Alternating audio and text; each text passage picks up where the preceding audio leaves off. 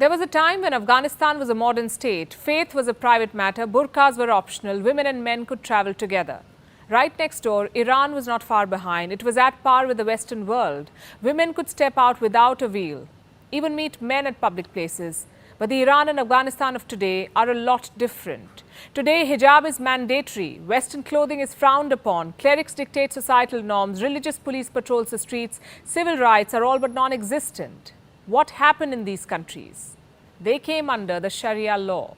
Hello and welcome to Gravitas Plus. I'm Palki Sharma Upadhyay and I come to you with arguably the most controversial concept in the world, the concept of Sharia. It's back in the news after the Taliban took over Kabul. They plan to rule Afghanistan under the Sharia law, under the Taliban's version of the Sharia law. What does that mean? What will change in Afghanistan? What place does the Sharia have in this day and age? How many people in the world follow it? Why is it so controversial? Why does the world fear it will take Afghanistan further back in time? We've spoken to a lot of scholars and experts to put this report together. We'll try to answer all these questions, starting with the first question: what is the Sharia? To many, the word conjures horrors of hands being cut off, of adulterers being beaten, and women being oppressed. In fact, no religious law has ever had worse press as the Sharia has in recent times. Why is that so? Thanks to the misrepresentation, manipulation and misuse of the Sharia. By whom? Islamic regimes, politicians, clerics, radicals, terrorists. They've all used the Sharia to rule in the name of God.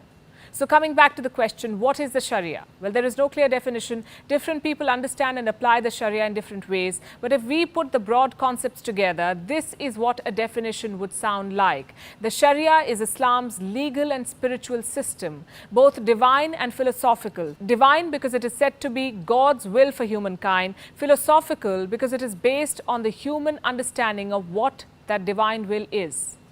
In Arabic, the Sharia translates to the clear, well-trodden path to water. The human interpretation of Sharia is called the fiqh, which literally means understanding. Now, these terms are used interchangeably, but they're not the same. Sharia is considered divine, permanent, infallible, but its understanding is human.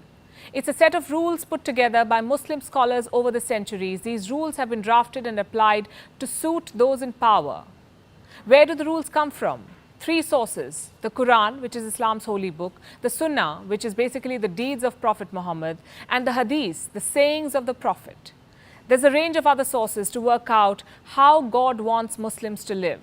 But there is no single law book, no definite statute, no set judicial precedent to determine what the Sharia is.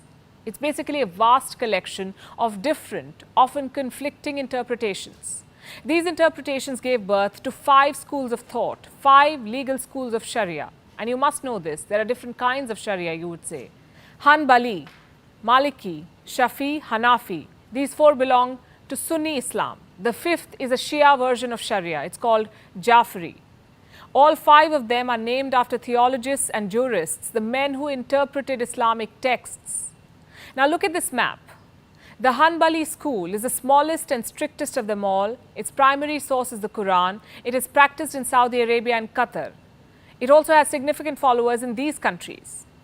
The Maliki school of Sharia relies mostly on independent understanding of the Quran. It is predominantly found in African nations, the whole of West Africa, along with Chad, the Sudan and Kuwait.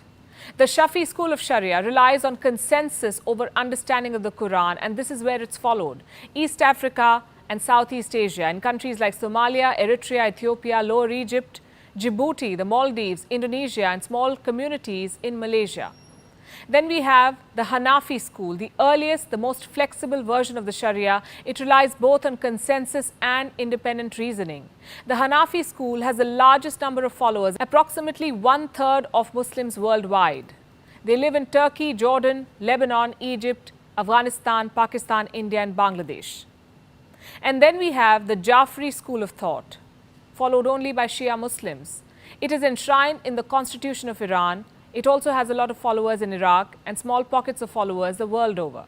So we have 5 different versions of the Sharia. How are they different? Not in the fundamentals of faith, but in their practice. There are differences in how they pray, how they resolve legal matters, how they settle marital disputes, how they deliver punishment for certain crimes. And this is understandable because no religion is uniform. But the problem begins when religion is mixed with governance. Many Muslims who embraced the Sharia thought of it as a substitute for the law of the land, and that's where the problem lies. The Sharia was just supposed to be a way of living. It was not meant to be associated with political power. When European colonialism began to spread, the crown and the church came together. The church was used to further the interest of the rulers. The same thing happened in Muslim kingdoms. And while European nations later separated the church from the state, many Islamic countries did not. France, Britain and other European powers had colonized much of West Asia, Africa and Asia. When they left, leaders of the newly formed Muslim-majority countries faced a dilemma. Should they govern based on previous Islamic values, or should they embrace laws inherited from colonial rule? Well, they chose the Sharia as the basis of their legal justice system.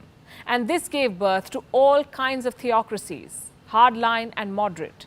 Countries like Algeria, Libya, Egypt, the Sudan, Syria, Iraq, Oman, Yemen, Pakistan, they all had the Sharia. Even countries which were not colonized by the West adopted the Sharia. In 1932, Saudi Arabia was formed as a theocratic monarchy. 1979, Iran witnessed an Islamic revolution. Until then, Iran was a secular monarchy. After the revolution, the clerics took power. The country became an Islamic republic. Then in 1996, the Taliban seized power in Afghanistan. They made it a terror regime based on the Sharia. What makes this law acceptable in some countries and horrific in others? Its understanding and implementation. Some countries enforce the most discriminatory and patriarchal aspects of the Sharia. They selectively picked certain verses from the Quran and legalized draconian practices like polygamy, triple talaq, genital mutation. They also enforced rules that had little or no basis in Islam. Research shows that most of these punishments were not sanctioned in the Quran. They were not practiced by the Prophet. Yet today, they've been made the highlights of the Sharia. They're being used to dictate daily lives of Muslims the world over. A lot of the followers do not understand this. They just stubbornly uphold ignorant and unjust practices. The biggest victims of this are Muslim women. Does God judge differently based on gender? For many clerics, it does. Despite the fact that women worked and fought alongside the Prophet. They won't tell you this. In some countries, women cannot step out without an abaya or a veil, but men can dress the way they want. Women cannot stand for president, but men can govern for a lifetime. Women cannot choose to have an abortion, but men are allowed to have 4 wives. Women cannot travel without a male guardian. Women cannot drive. Women cannot retain custody of their children after divorce. And they receive half of what is awarded to their brothers in inheritance. The list of restrictions on women in the name of God is appalling. And the Sharia's misuse does not end there. It is cited to justify what they call the conquest mindset, to wage wars in the name of Islam, especially by terror outfits who portray themselves as more faithful than other Muslims. They use religious scholars in their ranks to make finely crafted arguments, to use religion as a pretext to perpetrate violence. They exploit people who have little understanding of Islam. They recruit them as foot soldiers to fight their politically motivated wars. Some join them in the name of faith, some in the name of their land, some for a good paycheck, and some because they're just murderous. But this is not the Sharia. Let me tell you something else. A lot of damage has been done in the name of religion by people from all faiths, by people from all cultures. That's true for the Sharia too. Yet it remains a way of life for 1.8 billion followers of Islam in more than 57 countries. Does that make it acceptable? Who decides? And in which form? Here's what I think. All things, including religion, must evolve with time. If some practices are outdated, they must end. Religious law may not have a place in modern nation states governed by a constitution. If the Sharia's interpretation and practice clashes with today's way of life and social structures, then perhaps it's time for revision and reflection rather than resentment. Gravitas Plus, co-presented by Skoda, made of smart imagination.